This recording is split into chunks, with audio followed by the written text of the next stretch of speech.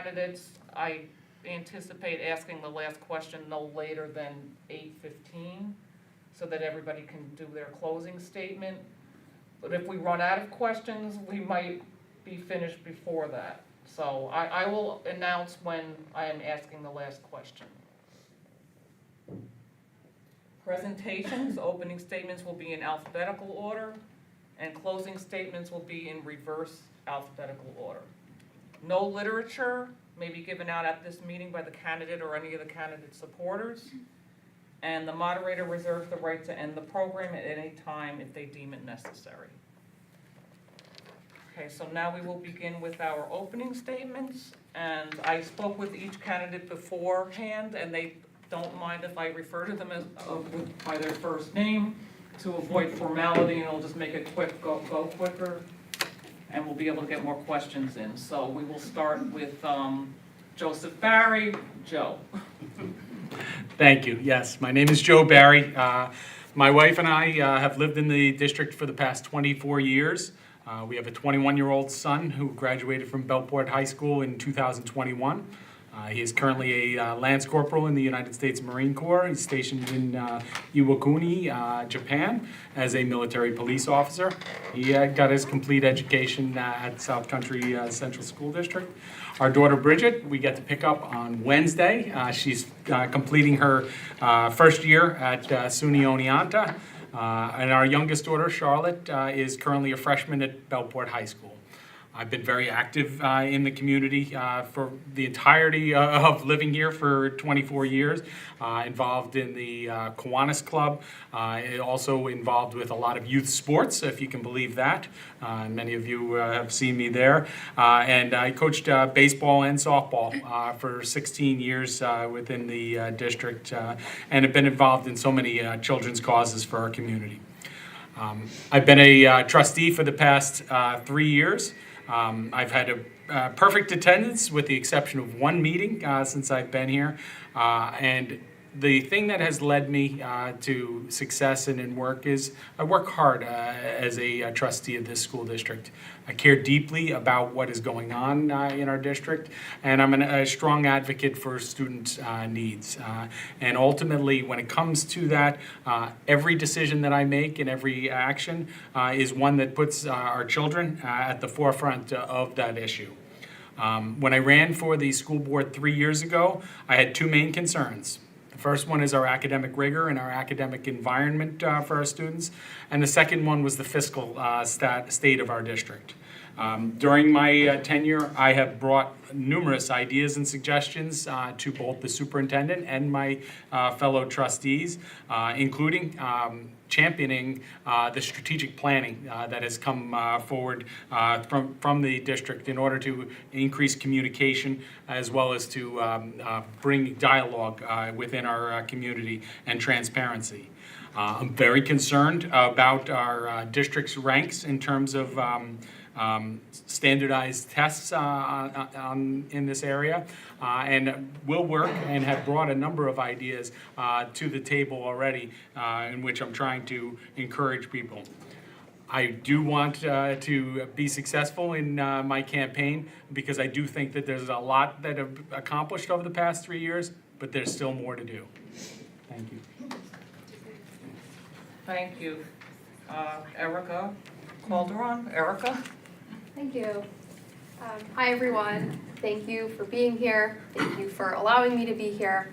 My name is Erica Calderon. As mentioned, I'm running for a seat on this board.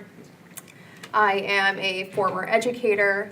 I taught social studies for 2.5 years in an inner city school. I'm now an attorney. I do financial services, but it was really my time inside the classroom as an educator where I learned the challenges that students, parents, and families face on a daily basis, as well as educators. That's truly where my passion for educational equity and education really came from. A fun fact, community members keep reminding me, I did serve on the board of education as a ex officio student member when I was a Patchogue Medford student. I did grow up there, however, I'm now in the district. In my time as an educator, I oversaw a team of teachers. Shortly after my first year of teaching, I was promoted as the lead department chair for the history department, where I oversaw curriculum. I collaborated with educators, and like I said, that's really where I developed a deep understanding for the challenges that community members face, especially in diverse communities like Bellport and the South Country School District. If I have the honor and privilege of being on the board, I will work with trustees and my fellow trustees to make sure that students feel safe. Students can't learn if they don't feel safe, as well as teachers and staff. Another priority of mine is working for quality education. That to me is, I would say, my utmost priority. And third, I truly seek to improve collaboration between the community and whether that means parents and families, teachers, staff, as well as local organizations, businesses as well. I really do think I bring a unique perspective to the community, and I truly look forward to learning. I'm not here to steamroll anyone. I'm here to learn, to hear the parents, to bring a voice to a table where decisions are made. It's really important to me, and I'm deeply passionate about it. Thank you for having me. Thank you. Robert or Bob? Rob. Rob? Probably been around long enough, know me as Rob? Robbie, probably. Robbie. Yeah. So it depends on when you knew me. Rob Filsetta, born and raised here in Bellport. Grew up on Doan Avenue, was a Kramer Street kid. Moved over to Marydale Lane during middle school, so I didn't have to walk to middle school, thankfully. Got a bus over in Brookhaven Hamlet, and graduated from Bellport High School in 2003. And then went off to college in New Jersey. So I spent 10 years in college in New Jersey, and I think that's reflective of kind of who I am. I got away to kind of reflect, and I wanted to come back. I've been here now for the last 10 years. While I was in New Jersey, I started off as a third grade teacher. I immediately found a job right out of high school, right out of college, and became a third grade teacher. And I loved my position. I was in Northwest New Jersey in a affluent district where I was the third grade generalist teacher. And the reason I bring that up is because I was a casualty of being excessed. Second year in, I was told I was coming back on May 1st, and then May 15th, the budget had its issues. We were during the recession, and I was the only teacher that was excessed at that point. So I had to do some self-reflection on why I was excessed. They cut the program, the kindergarten program, to a half-day program, and I became excessed at that point. So I helped open a restaurant. Got back into education, went for my educational leadership degree, became a gifted and talented coordinator in the elementary district of Hoboken, and did the four different buildings at that point. Continued to go in education, and then ended up becoming certified as a principal and administrator in New York, New Jersey. And luckily enough, I was able to find a job where I am now at William Floyd High School. I've been there for the last 10 years as an administrator there, high school assistant principal, and the CTE coordinator over there. Why am I running for the Board of Ed here in South Country? I think I've said it to a few people already. I'm very proud of where I came from. This is kind of who I am. It is something I've carried with me where I've gone. I'm glad that I have my two children, my 5-year-old and 7-year-old, back with me in the district. I think it's made who I am. Some of the issues that I think that we have here in South Country are some things that I've already been through over at William Floyd. I have a template of what we can do to hopefully fix those issues. I've had amazing mentors along the way, which I hope I can share some of the stuff that's been shared with me. I've been in multiple districts where I've been able to be part of the change as a job opportunity. Now I want to do it as an opportunity for my kids. I look at it, this is where they're going to be. I want to make sure that we can put our best foot forward to help them.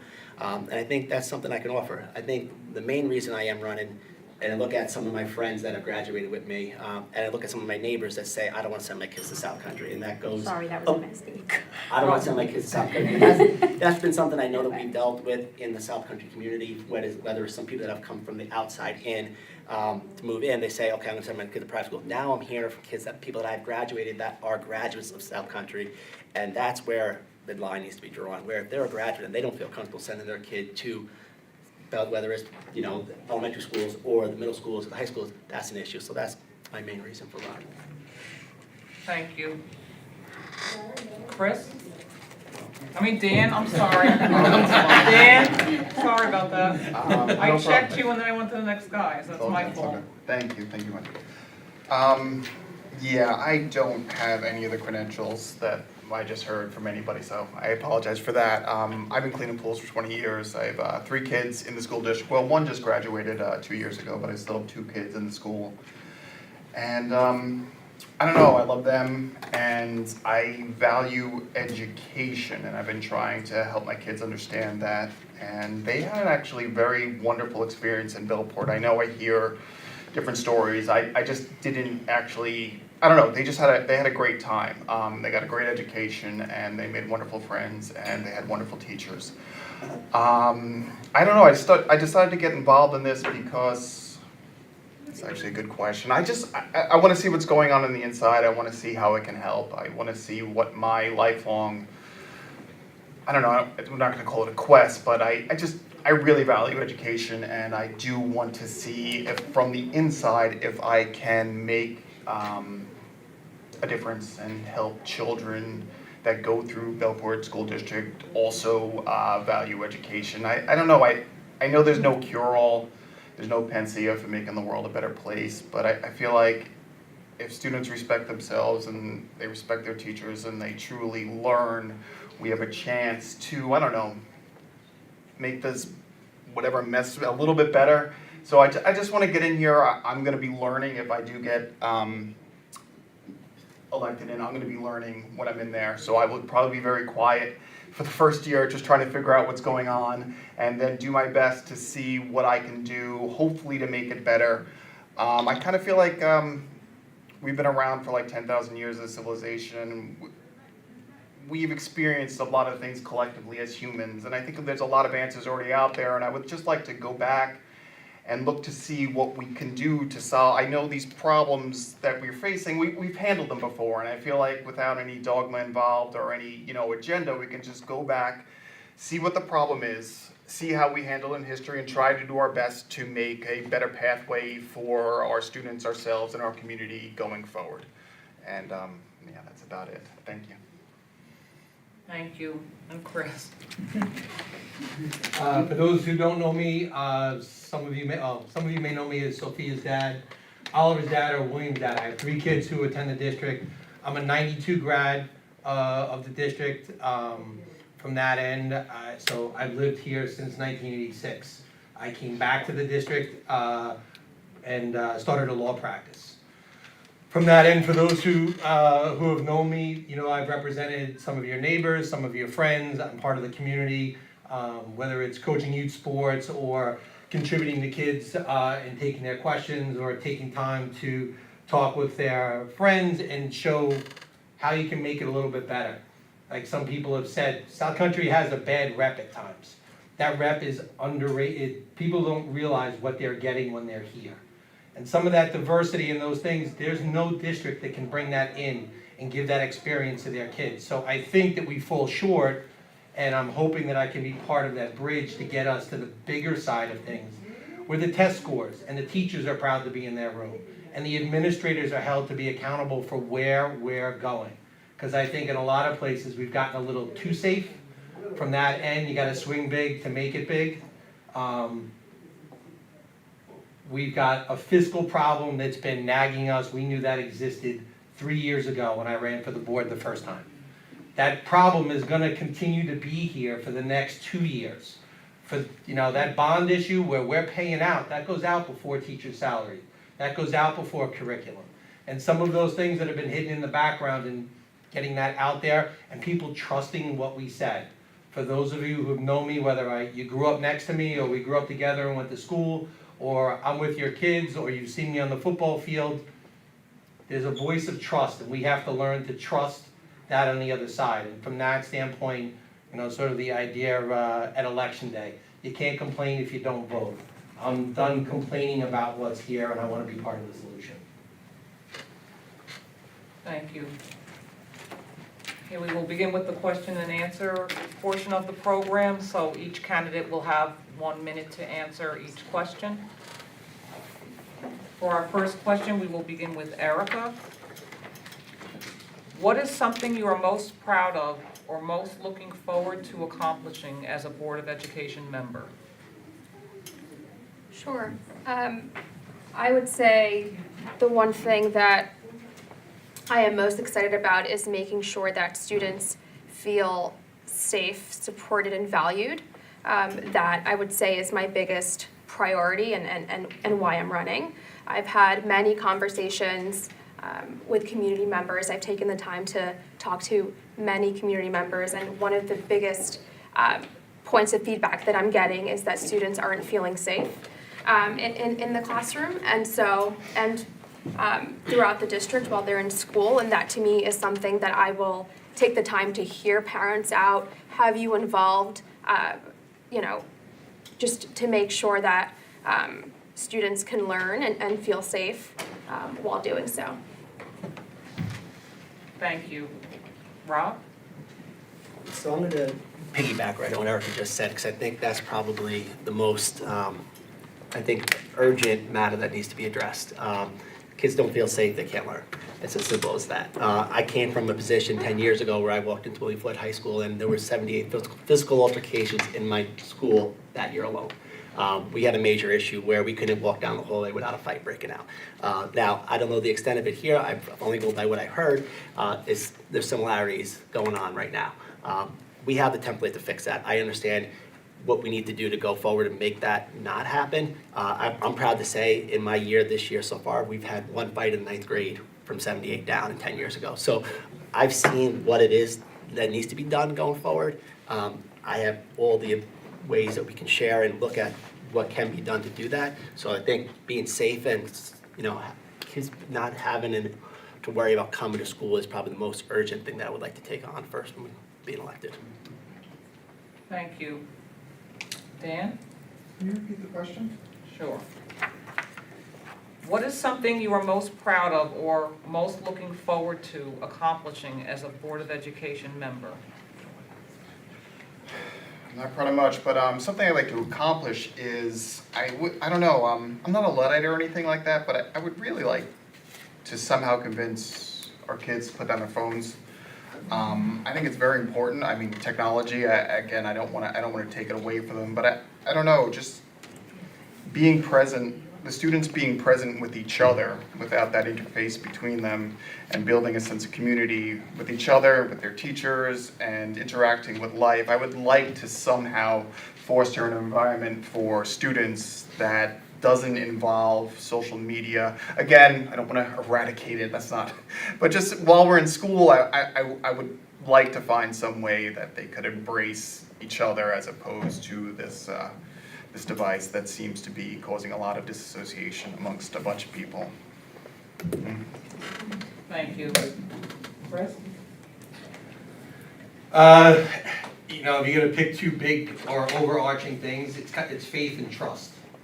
One is the trust that when we send our kids to the school or the school, they're gonna get their education, they're gonna get those pieces that they need to succeed or go on elsewhere. And academic rigor doesn't mean you're not going to a trade school, but to hold them to a standard in that classroom. A carpenter needs more mathematics skills than an English teacher is gonna need when they ultimately walk into their job settings. So keeping those things there and believing that it's gonna happen. The other thing is faith, to believe that the board and the administrators are doing the right thing and not that they're the enemy the moment they walk into the room. Too many times I hear it from my wife as a school teacher that often teachers are, sort of left to hang out to dry as from the administrators. They did wrong. Somebody complained about it. We have to look out for the kids and we have to, respect our staff because they're our team. They've got to move that forward. Thank you. Joe? Thank you. Ultimately, I'm very proud of the fact that I brought about a lot of change in the last 3 years.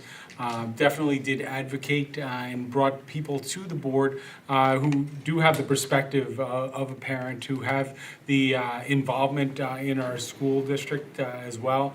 I also think that excellence is something that right now, adding and with our current challenges, coming up with and working with the administration to provide solutions that are going to bring more experienced educators into the classroom rather than in other roles in our district, and bring us back to addressing some of the significant challenges that our district is facing so that we can do that eyes wide open.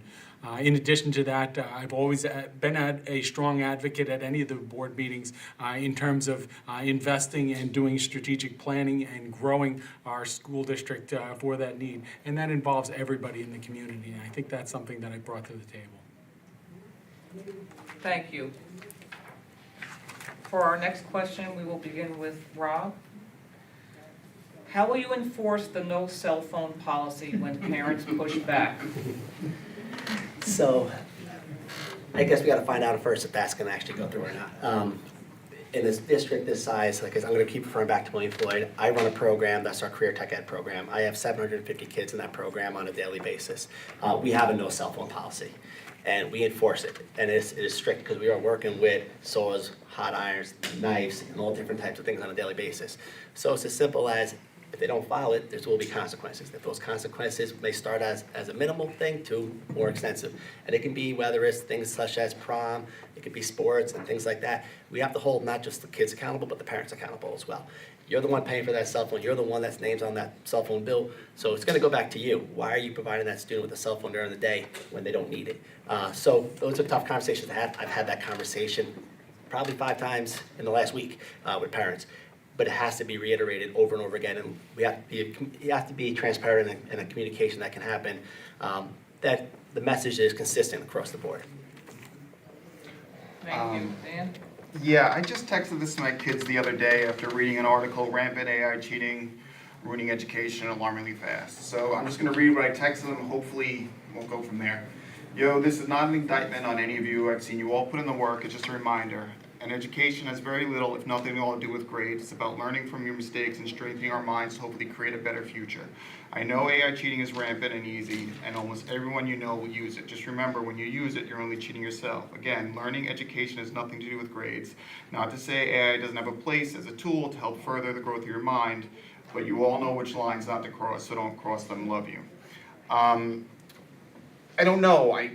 I try to appeal to my children's sense of pride in themselves and their work, and I wanted them to understand that, I know the question is about putting down the phones, but I think the AI, I want children to learn, and I approach my children as adults, I give them the choice, there are no threats, and I just want them to understand the consequences of their actions, and I hope to bring something like that to the student body here going forward.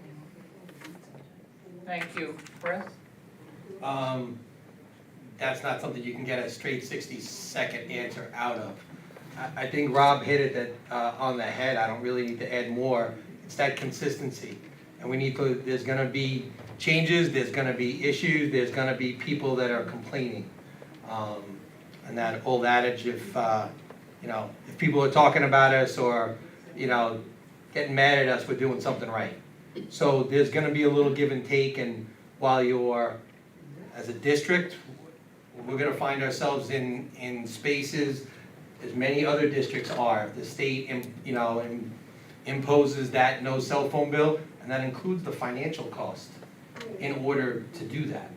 And some of us may be required to bear that or adjust that. So be prepared, and consistency from top to bottom, and understanding that we're all gonna learn along the way. There's no perfect answer, and there's no easy way to deal with them. Thank you. Joe? So technology is an important tool in the hands of young people. We all use it for our work. We all use it, every day. It's amazing to me that we have such technology in something so small. Now, of course, it's important that students are focused in class, When it comes to the question directly answering it, this is a governance role that we're doing. This is not something where we're enforcing those things. However, it is, a state mandate that is going forth, and that's been going on for as long as the time has come.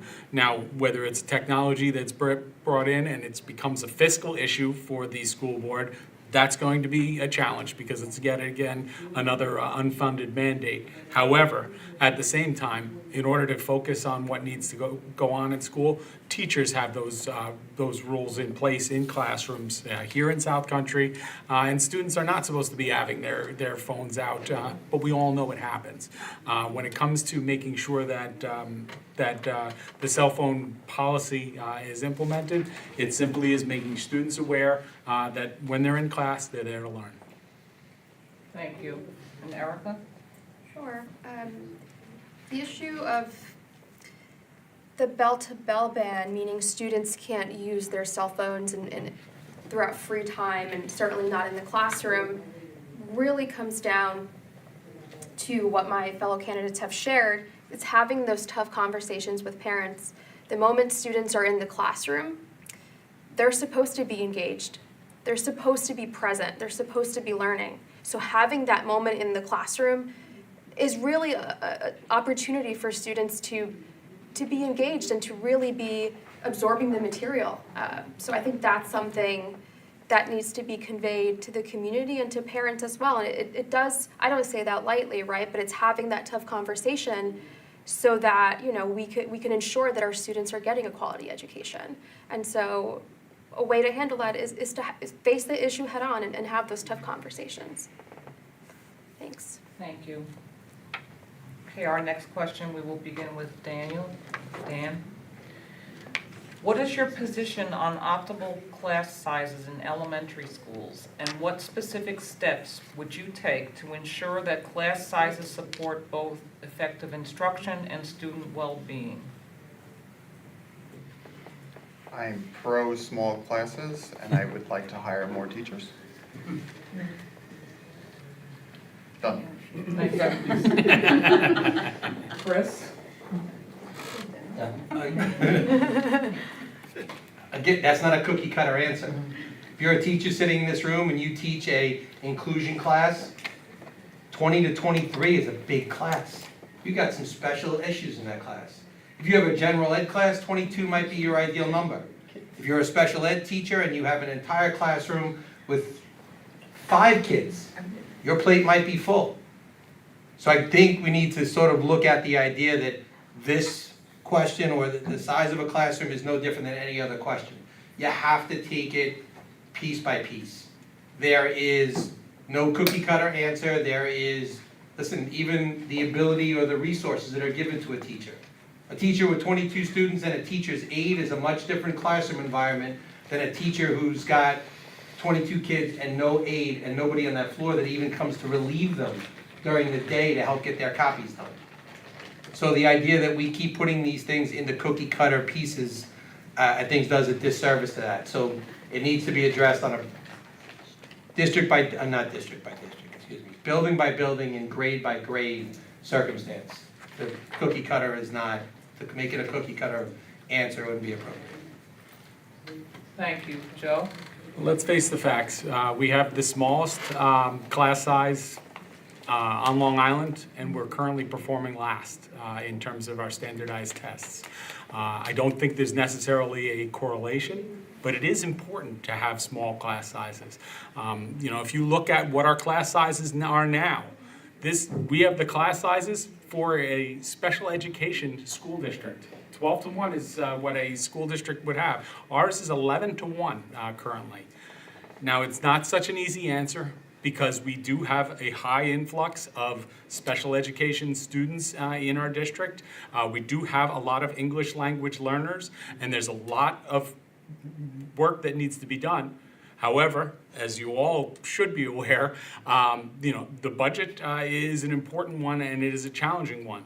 We are seeing decreases in terms of state funding. We are seeing increases in terms of benefits for our teachers, and we're seeing a dramatic increase in terms of bus costs for our district. it's not going to allow us to hire additional school teachers. And what I want to do is to make sure that we continue on the path of making sure that good quality educators are given the opportunity to be back in the classroom and make that impact for our students. Thank you. Erica? Yeah, I would say, I mean, obviously, but not obviously, small classroom sizes is and should be a priority for everyone. I've been in the classroom with more than 25 students, sometimes 30, and one aide. I know how challenging that could be, and how that could be disruptive to students on a daily basis. And so I think the best way to avoid that and to really ensure that we have small classrooms and are maximizing our students' learning capabilities is to make sure that we engage in long-term planning, so we can avoid situations like this, so we could avoid having bigger classroom sizes that make learning difficult for students. I think being on the board gives me an opportunity to make sure that long-term planning is happening to avoid that. Thank you. Thank you. And Rob? Yeah, I think Chris hit it perfectly. There is no one answer. I started my first year, 26 kids in my third class. Year two is 32. There is a major difference when you had 6 kids at that point.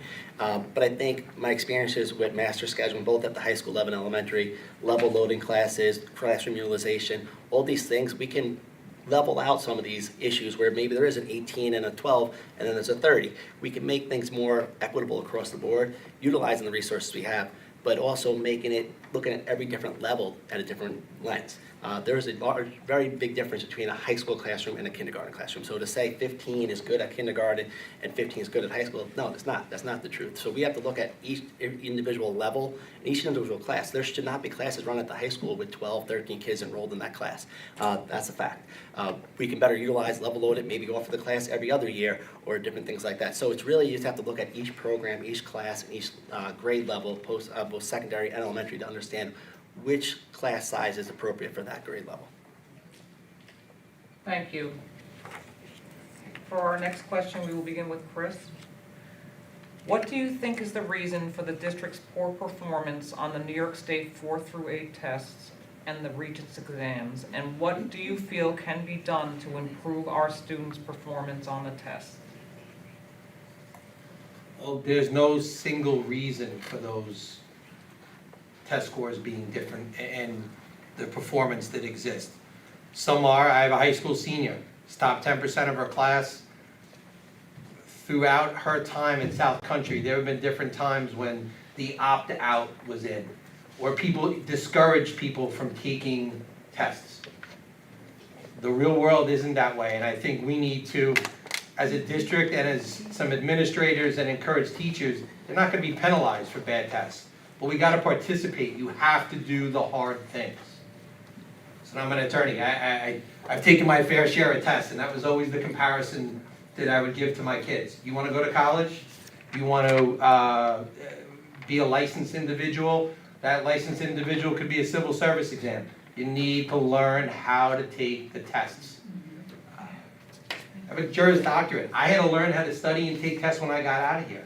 When I left the district, that was a different skill. That was not something that was taught. You go to other schools, that is a skill. So there are things we can do to help improve both the teachers' performance as well as the students' performances. Thank you. Joe? Excellent. Chris, you hit the nail right on the head. We do need students to take the test. That includes, so I've had 3 different experiences with my children. My first child was not exactly the sharpest test taker and student when it came to those things. Then I had a very hard-working, diligent, middle-of-the-road student, and now I have an honors student who's in high school. The honors student didn't take the test because she was in 8 higher classes. There's a mistake on our behalf as a district that I've advocated for change. In addition to that, my son and my middle daughter, who were good test takers and would have probably done very well, they were advised by their teachers not to take the test. That's a frustrating thing. When you take a test, you have experience for life. When my son went into the Marine Corps, you know what the first thing they did? They gave him a test. Same thing happens with every role, with every union job, with every opportunity. Students need to take the test, and our teachers need to utilize that as a tool to show their value, because they are a valued asset and a key partner. And that's why we need to galvanize the community, our teachers, and our students to make sure that we're successful in test taking. Thank you. Erica? Sure, I would echo a lot of what my fellow candidates have been saying, and say that there's many reasons. Again, there's not one thing or one specific reason as to why students may be underperforming, right? But the key is to identify what it could be. There could be many different things, right? And if we're on the board, it's our job and our responsibility to figure those things out, right? It could come down as to, providing robust mental health services. That's valuable to students. If students don't have a great mental health, it's going to be difficult for them and challenging for them to focus on tests and to focus on achieving a higher test score. That's just the reality of it. I've seen it, and it's difficult, right? Just making sure there's well-being services for our students as well. And of course, first and foremost, communicating to parents, figuring out what's going on, communicating with teachers, figuring out how we could help. I think there's a lot of things that go into play. Thank you. Thank you. Rob? So I have a different opinion. It may not be popular, but as an administrator, I've been in 3 different school districts, and I have to look at this situation from a curriculum standpoint. We've had a turnstile administration here, meaning we've had a lot of directors and assistant superintendents come in and out of this place to go to what they think may be bigger and better places. I think you fix some of the curriculum issues with consistency. People that want to spend 5, 10, 15 years here, some homegrown, ingrown people that have done it at the teaching level and worked their way up into the administrative level. I think those are the people that know the most about what's going on. I think, unfortunately, we've had a lot of turnover in this district over the last 5, 10 years at the administrative level, and there hasn't been a lot of consistency. So when you have inconsistency at administration, it's going to trickle down to in the classroom. And I think some of this curriculum that we have, and I'm not familiar with all of it, but I know some of it is either outdated and or not appropriate for some of the testing that we do. So I would like to look at the curriculum as a whole and every different subject and understand what can be improved and use some other practices that other districts that are working well. Thank you. Dan? I don't know, I think test taking is indicative of test taking. I mean, America's been in the bottom 10, 20% of test taking since we started following these statistics back in the 60s or 50s, and I don't think it has any correlation to do with our productivity or anything else. I would prefer, in general, that we stop chasing these tests and just, lean into unbridled creativity and joy in learning. And I think, coincidentally, the tests will come up on their own, but I don't even know if they need to. I'm not sure it's something that I care. I'm not necessarily concerned in how well somebody takes a test. I want them to like education and love what they're doing on their way to, forwarding their own minds. Thank you. Okay, for our next question, we'll begin with Joe. How will you propose to continue to support children that will be affected due to budget cuts, such as special education students, if such teachers' positions are eliminated? So I do know those teachers' positions are not being eliminated by this. In fact, the tough decisions that had to go into this budget is one that is going to help students. We have the opportunity now where we're bringing faculty members who have been very successful back into teaching roles as opposed to advising roles. And so it's going to create a greater experience base for our teachers to have. Unfortunately, and it's interesting because I have a nephew who was a teacher who was excised this year, and so I understand the challenges that come with that. But we do have this special education requirements. Those are state requirements, and we're providing what is needed on that front, as well as for our English language learners, which is important. But by bringing our experience level up in the classroom, we're going to be stronger this year for our students going forward. And it is a result of having to make some difficult decisions here in the district. Thank you. Erica? Sure. I would say that this question truly highlights what the district is facing right now, right? And that's cuts that could truly disrupt the education of our students. And if elected, one of my main priorities is to work with my fellow trustees to bring back programs, to add more programs to enhance our students' lives. At the end of the day, that's what it's all about.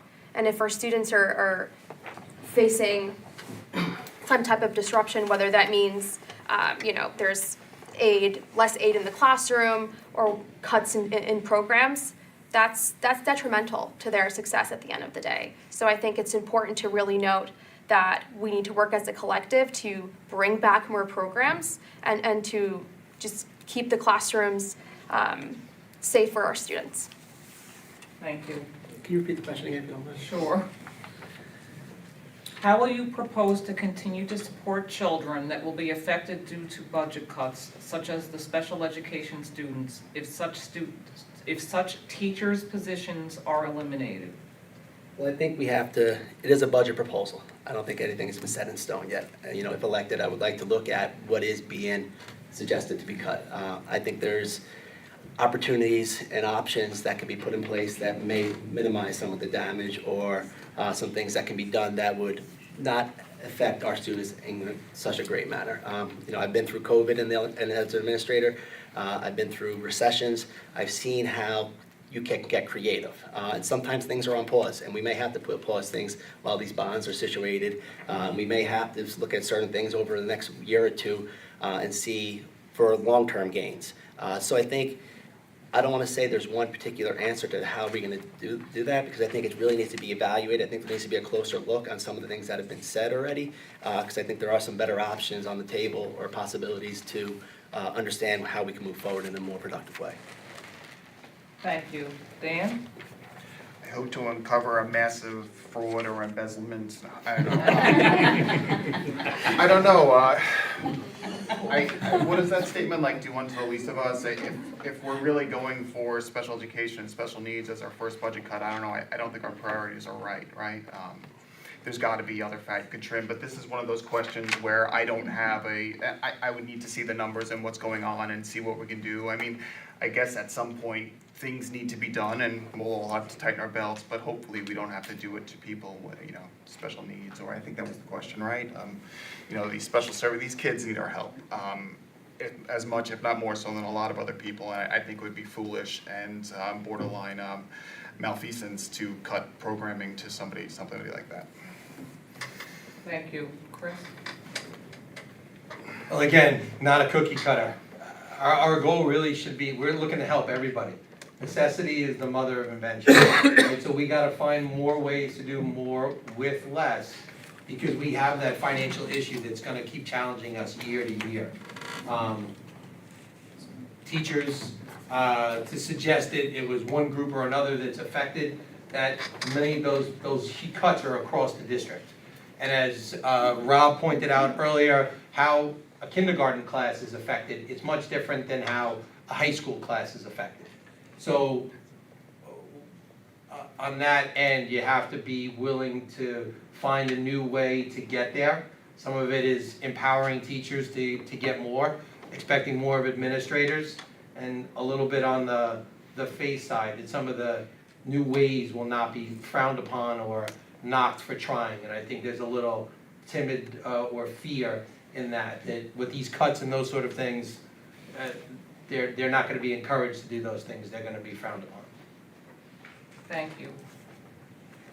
For our next question, we will begin with Erica. How do you feel the district can better implement and enforce discipline and follow through with accountability? Sure. Like I said earlier, I've had many conversations with parents, and this is the first thing that comes up. I know that throughout the district, restorative justice is something that's been implemented. I actually implemented that in my classroom as a teacher. I went on and got my master's in that, but again, I don't want that to be confused with no accountability. those two things could be used in tandem, right? I think what's missing is making sure that there's accountability throughout the school, and whether that means partnering with families and figuring out what's working and what's not working. Like I said earlier, at the end of the day, if students don't feel safe in an environment, they cannot thrive, they cannot learn. So just making sure that we're keeping that at the forefront is important. Thank you. Thank you. Sure. Rob? So if there was ever a topic I feel most confident with, this would be it. I've spoken to superintendents across the state on this specific issue. I've opened up what's called our freshman academy over at William Floyd High School with a program that's called the PASS program. It's Positive Alternatives to Student Suspension. We lowered our suspension rate, our graduation rate went from 68% to 90% in the 10 years I've been there. And that's all by making the school building safe. So I can go on for hours about this exact topic, and I would feel comfortable having that conversation with anybody at any time. But what I will say is, yes, with 30 seconds left, is there are things that can be done very, very easily. And one is accountability, holding the students accountable, holding the parents accountable, and then also supporting the staff and the teachers, not just from the Board of Ed perspective, but for the teachers to feel comfortable that know if a kid does something wrong, that there will be discipline and consequences. They'll be back supported by administration, and administration will be supported by the Board of Ed. So it has to be a consistent message, like I said earlier today, but it has to be followed through on all levels. We have to hold everybody accountable at this point. Thank you. Dan?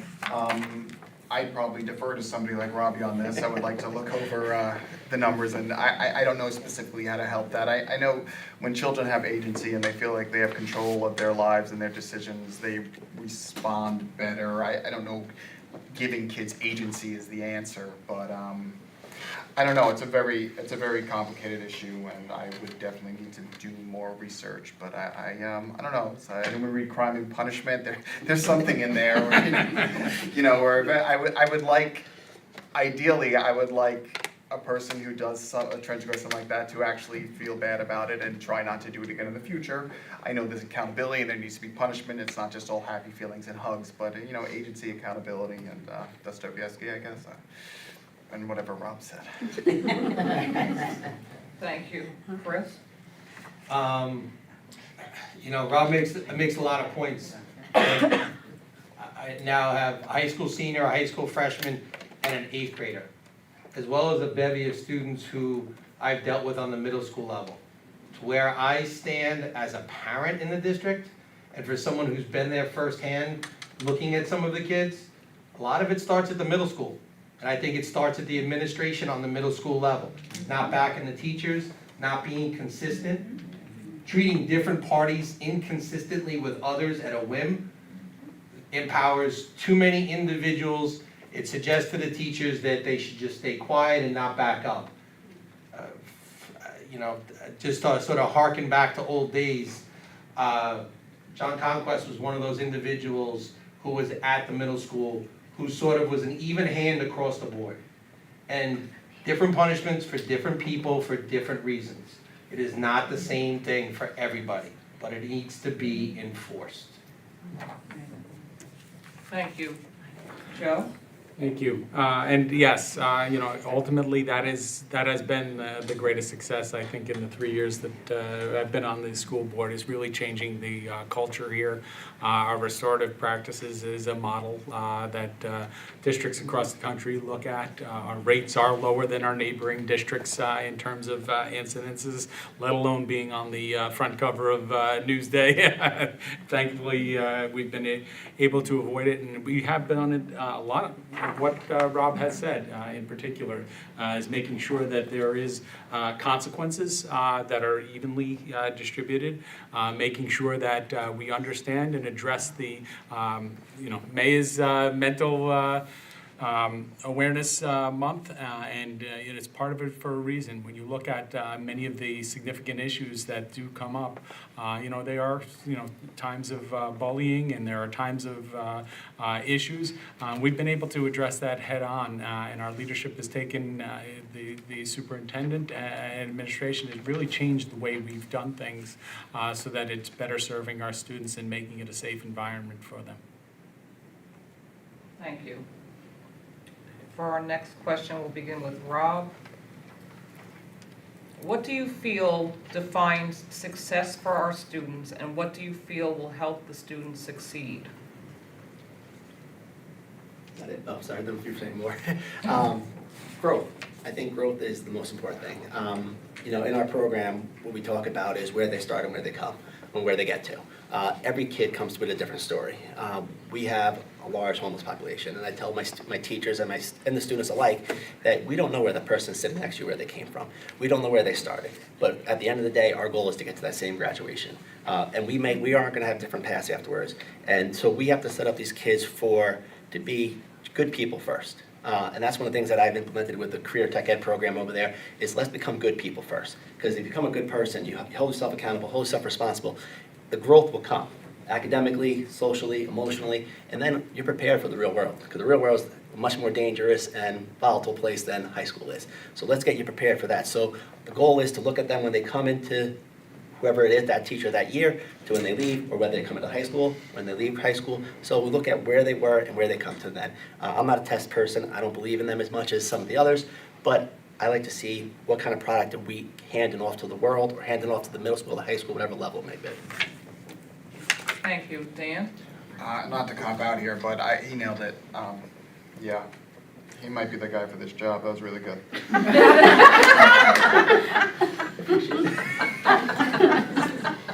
All right, but that's it. I'm thinking. Yeah. Thank you. Chris? Sorry, could you repeat the question?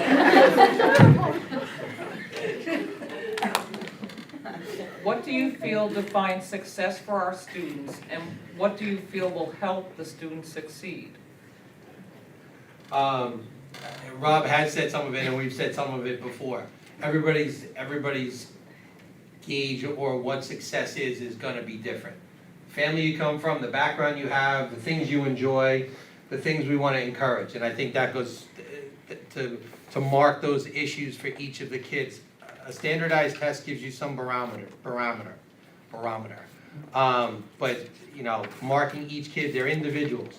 Respect that. The teachers that are teaching them are individuals, and they have to encourage the best out of those kids.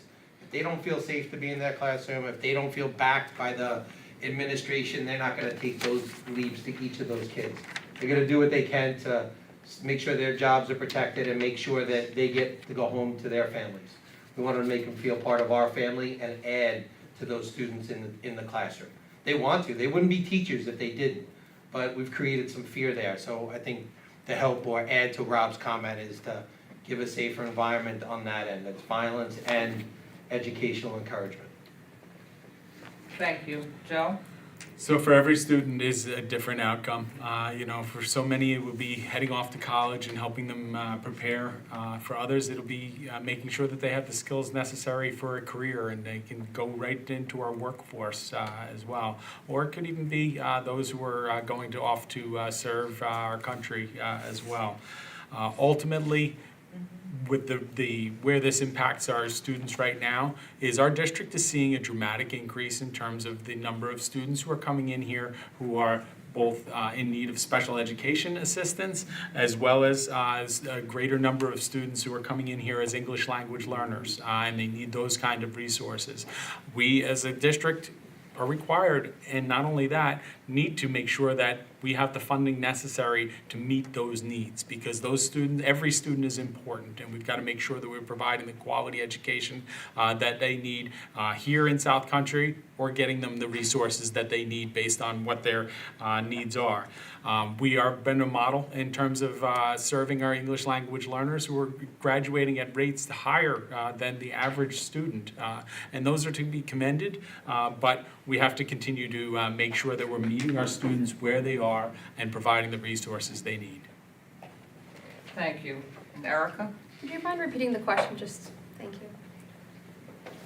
What do you feel defines success for our students, and what do you feel will help the students succeed? Sure. I kind of wanted to say this a little bit earlier, but just to ensure that our curriculum is of high quality. I think that's the first thing, but also I would love to lean in on our programs that exist in our community and in our district that are great. We have things like the Civics Day projects where students are given a platform to engage in real world issues and lean in on the things that they like and to be individual, that empowers our students to be successful, and that translates straight into the classroom. So making sure we're leaning in on our existing programs is key, as well as potentially bringing CTE programs in-house. I'm not sure, I believe William Floyd has CTE programs. Maybe we're ready for that, right? It's considering those things that have been working in other districts, using them as best practices, and bringing them in-house, as well as honing in on the great things that we do have in the district now. Thank you. Okay, for our next question, we'll begin with Dan. So this is kind of building on the prior question. How would you define your success as a school board trustee?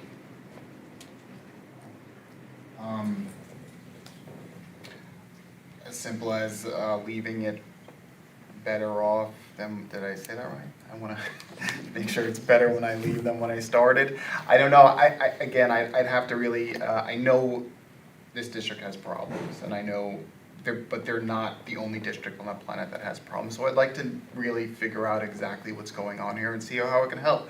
To tell you the truth, there may be nothing I could do for this district. Maybe it's out of my, my purview and how I can help and what I can bring to it. But I'd really like to see what's going on and use some common sense solutions to try to figure out how to make this school and this community better off than when I started. And I know that's a little bit grandiose. I don't expect to, wave a magic wand and have everything work out great, but I'd hope to at least have affect positive change.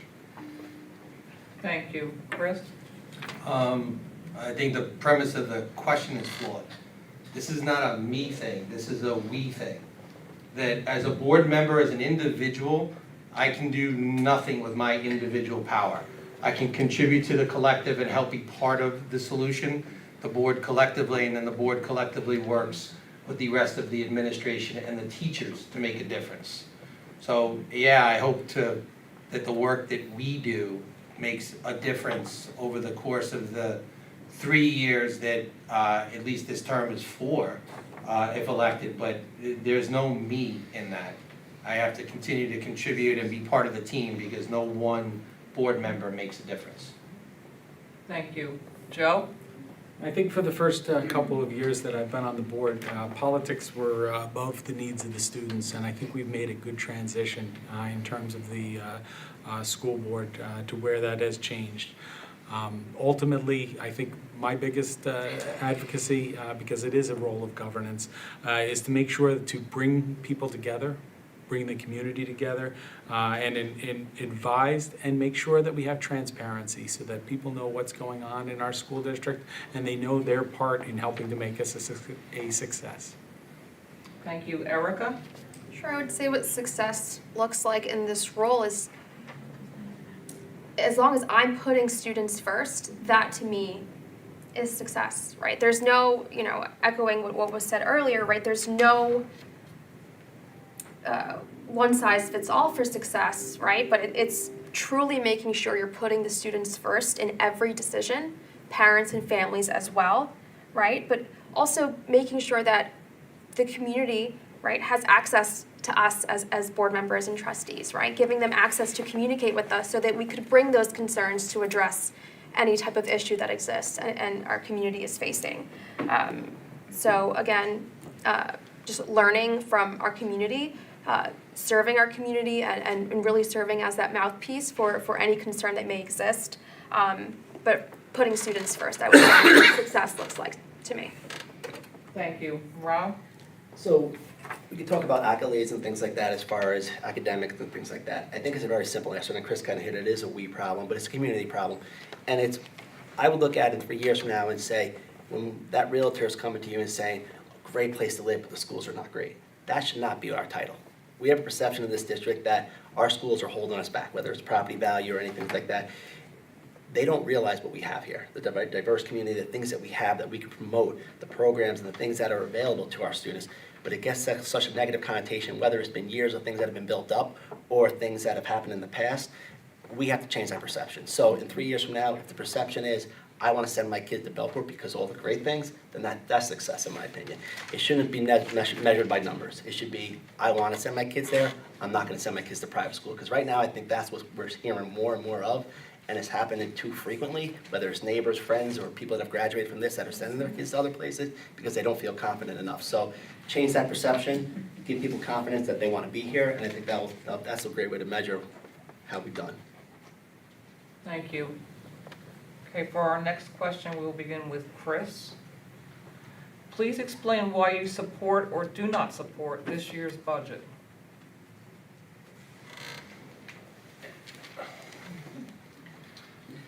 And there's reasons to not support it. But as we sit here today, I sort of did, as a community member, you're sort of stuck with voting for it. The whole was made over 10 years ago. There's, on a financial end, we're stuck with those numbers. Those decisions were unfortunately made, and we're still recovering from them, and we have another 2 years coming. To support it, what's the alternative? If we're gonna ask right now to turn around and ask for an austerity budget and knock them down, the kids suffer. If you turn around and say, let them pierce the cap and now go forward, we're all raising what are a cost in every one of our individual pockets to go forward. There's no good answer in any of those options. So I'm relying on the leadership at this point in time that it's one to support. I don't have a reason to vilify it at this point. Thank you. Joe? Obviously, I feel strongly that we should be supporting this budget. It is a great opportunity for our district to be strengthened through this. It's never comfortable to eliminate teachers from their roles. But at the same time, it's an important thing at this time. When you look at best practices and where districts do succeed in the long run, it is by having teachers come and go and making sure that you're hanging on to good teachers that meet the needs of our district. When you look at 10 years ago, we had, I forget what the number is, but it's somewhere in the range of 400 more students, and now we have 300 more teachers than we had previously. Change has to happen, and we want to make sure to get good teachers in those roles so that they're having a difference in the lives of our children. Thank you. Erica? Yeah, I'm in support of the budget, but I don't take that decision lightly. The cuts are heartbreaking. They're heartbreaking to students, they're heartbreaking to teachers and staff. Like I said, it's not a decision that I take lightly. But rejecting that budget could potentially lead to deeper cuts. I believe at this point it's the most responsible option to protect programs and in turn protecting the students. Like I said, it's not a decision I take lightly, but at this point in time, I would say I support it. But again, if elected, moving forward, it's all about ensuring more transparency in our planning and making sure that that's in play at every decision that is made. Thank you. Thanks. Rob? So, again, I've sat through many budget meetings from a school district level. I think they did a great job in the sense of maximizing the possibility of increases through the tax levy without breaking the tax levy. That being said, I 100% support the budget. Do I support the decisions that are being made within the budget? No. So what I would say is I would want to look at it with a much closer lens, and maybe a different set of eyes, and that could be coming from me or anybody else up here. What are the possibilities within that budget that we can use, whether it's personnel, programs, things like that, to minimize some of the damages. I disagree with some of the things that have been put forward for some of the changes. I think we can look at things, and I think there's other opportunities to make changes within the budget, using the budget that's put forward. I think, you mentioned, there was a mention of there was 400 less students now, right? So yeah, there's less teachers. There's also 400 less students. We have the same amount of administrators. and I'm an administrator, that's coming from somebody who is an administrator. So maybe we have to look at every different level, not just the teachers when we're making some of these decisions, to kind of see if there's some opportunities for, better planning, not just in the short term, but for the long term as well. Thank you. Dan? I blindly voted for every school budget that I've had the opportunity to vote for since I could vote. I don't have any control on where taxes go. I just know that education is the one check I don't mind signing at all. I don't know exactly what this budget consists of because that document, I'm sure, is just lengthy and I don't know. But if I had was able to partake in a budget, I would hope, I could direct resources where they need to go. I don't know the weak thing he was talking about, so obviously it wouldn't be just me. But yeah, I'm gonna vote for the budget. I just think it's, it's housing, there's healthcare, and there's school, and you really have to support, the community, the teachers especially, and the students. There's just no option. I would like to have a better idea of, not control, Jesus. I just want to make sure the money's being spent as wisely as possible, and if I was on the board, I'd have a better chance to do that. Thank you. Okay, so it's 8:12. This will be our final question of the night, and then we'll move on to the closing statements, and we will begin this question with Joe. Mental health has been a growing concern with many parents, teachers, and students. What programs or initiatives would you, if elected, work on to help provide resources for the members of the community, especially the students? Ultimately, that is something that we never can have enough resources available for students who are struggling. That's an ongoing issue. It's been an issue since I was a student. I don't necessarily know what the solutions are to provide greater resources, but I do know that that's not one that I'm willing to ever cut because I do think it's important that we are in a situation where we're providing the best quality resources and support for our students and their mental health.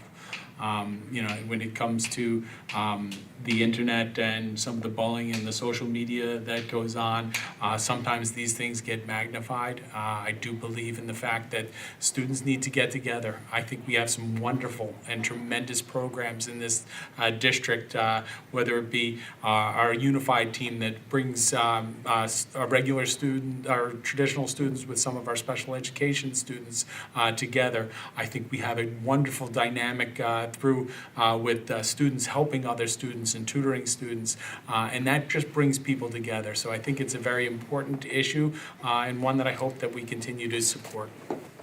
Thank you, Erica. Sure. Mental health is something that I mentioned earlier, and creating a robust mental health and well-being services for students is one of my top priorities. When we speak about safety and speak about students feeling okay to learn, mental health is at the top of that list, and it's a priority. And there's many ways to go about this. Again, it's not a one-size-fits-all solution or an easy solution, but we can potentially collaborate. There's many organizations within the community. I'd love to name some, right? We have Boys and Girls Club. There's a lot of mentoring programs. We could there's certainly nonprofits that we could take advantage of where students can feel supported and use it as a support. It's just a matter of navigating through that and finding the right resources for our students. Like I said, it's not an easy one-size-fits-all, but it's certainly a start. Thank you. Rob? So my degree's in psychology. I thought I was going to be a psychologist originally, turned to education instead. I think it's very similar in a lot of ways. One of the things I said was our PASS program that we established there. When I started that program, it was me and my partner, and that was it, 2 assistant principals running the program. Since then, I've brought in 2 social workers, 2 psychologists, 2 deans to really get to know these students on a much closer level. And I look back at how did that exist prior to social workers being so ingrained into the building. I look back at, someone said John Conquest before, he was a mentor of mine, someone that I kept in touch many years after I left. I look back at someone like Paul Pontieri, another person that I still keep in touch with, my assistant principal here back when I was in high school. So I think it's not just addressing the mental health issues, being able for these kids to make connections, one-on-one connections, and it can be through anybody. Social workers are a great opportunity. I would say give us as many social workers as possible, many psychologists as possible to address some of these mental issues. But we have to have conversations, get the kids off their phones, have conversations. I joke about it all the time. We say, get off the Facebook, have a face-to-face conversation. Let's start those conversations again. Once you have those conversations, you can start addressing some of those mental health issues. Thank you. Dan? When I figure out my own mental health, I'll be sure to share that wisdom with everybody I can. I know it's a very complicated issue, and I think it's, top down, bottom up. I mean, universal health care, I know that's not actually what this meeting is about, but asking, not only to educate these students and keep them safe and feed them and to work on the inner workings of their mind, that's a community effort. I would have to reference what people have done in the past, what communities have done in the past to solve an issue like that. And the problem is it's extremely important. And I've ground up, you just have to start somewhere and try to figure out how we can support our community and our children there. Thank you. Chris? So, as I mentioned before, I've helped some of the students and I've worked with the district on the end as an attorney, representing some of our students and the idea of restorative justice. So I spend a fair amount of my days at family court and in Central Islip at criminal court. And one of the things that you notice when you're there is that they don't try to recreate the wheel. There's a few new or initiative programs, but there are a tremendous amount of resources that are already available in the community. So from our end as a district, for one who's financially challenged, making better use of those things that we have, whether it's coordinators and resources in educating our population about what resources are available, assisting them in getting our students to that, or bringing that aid to our building. Teachers are sort of they're the front line. They see what's going on in their classroom. They're usually, for those of us, familiar with things like Tommy Valva, they saw things firsthand. You have to trust them and believe in them and give them the resources to direct that stuff. It can't be stuck in one program and there's no silver bullet. So we can make better use of those resources and empower them. Thank you. Okay, at this time, we will begin the closing statement portion of the program. Each candidate will have 2 minutes to make a closing statement, and we will begin in reverse alphabetical order with Chris. I'm asking for your vote. For those, as we've gone through tonight, I hope you learned a little bit more about me, about how I think. It's not me, it is we. I am part of the we that grew up here. I'm part of the we that is now here and putting my children through that, and I want to be part of the we going forward. That means the teachers, the administrators, the community at large. So I am asking for you to vote for me so I have that opportunity, and I do believe actions speak louder than words. And at this point, given my time in the community and things that I've done, I think I've gained trust of a number of people, and I hope I continue to do that. If you're not sure, come ask me. I am an open book. I don't hide what I think, and I say what I do and do what I say. So there is an element of credibility that I think I bring to the position, and I think that's something that we can all benefit from, and I hope I can have that opportunity. Thank you. Dan?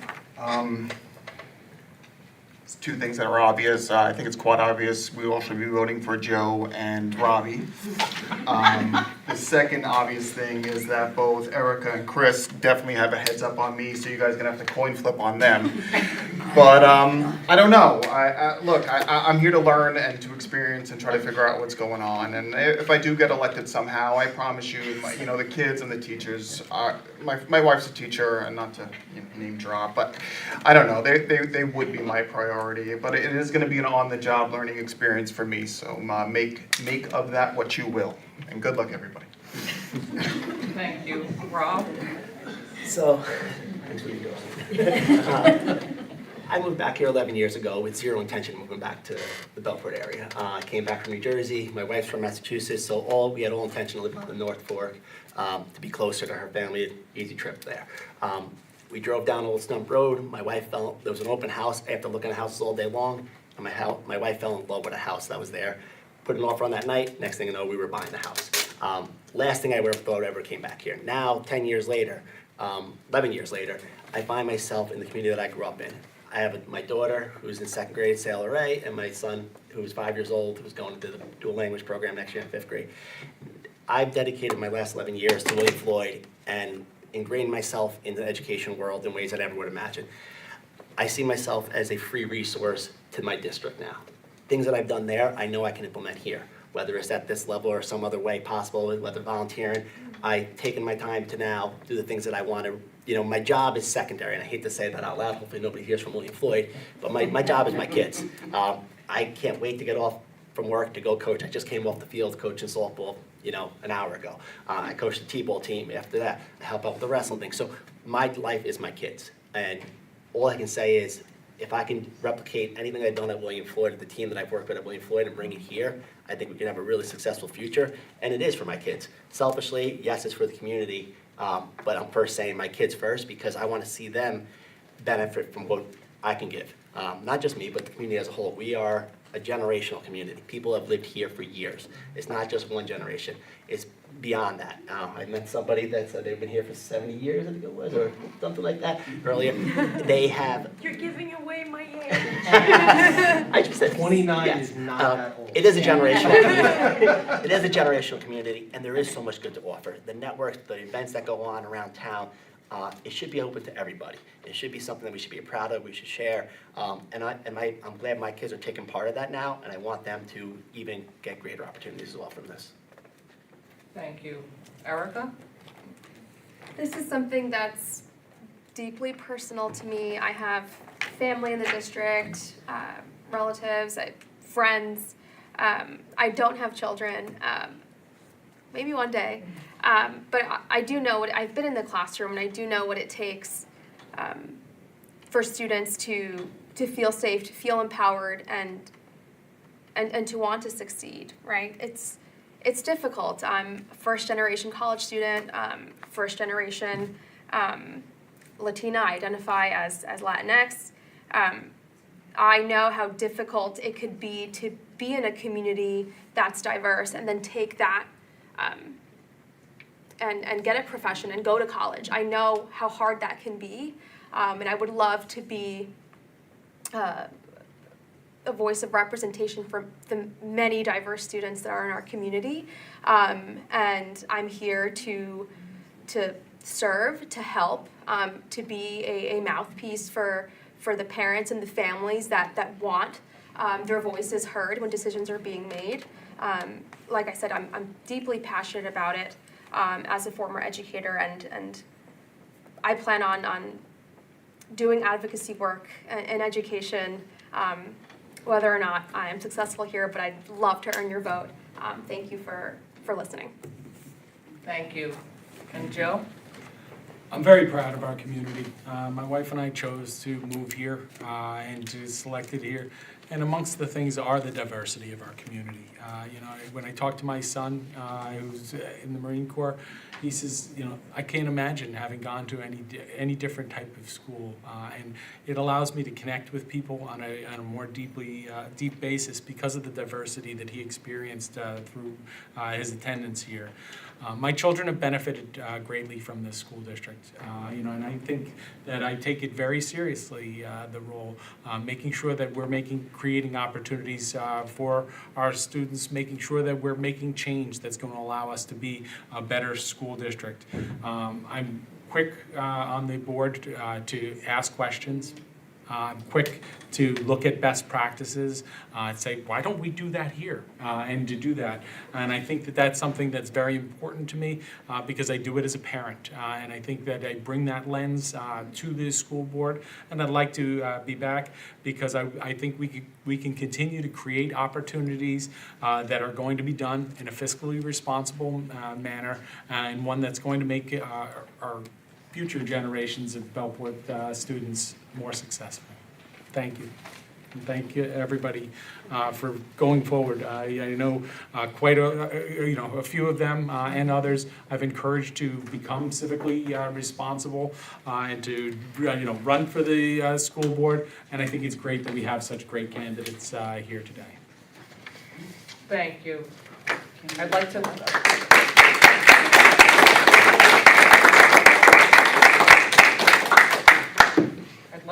On behalf of Suffolk Region PTA, I'd like to thank all the candidates for attending tonight and for your volunteerism. We appreciate it. As PTA leaders, we know all about volunteerism. Thank you to the community for coming out tonight. It's wonderful to see so many people here. And remember, go out and vote. May 20th is the date, a week from tomorrow. So please go out and vote, and don't forget to vote and spread the word. Thank you, everybody.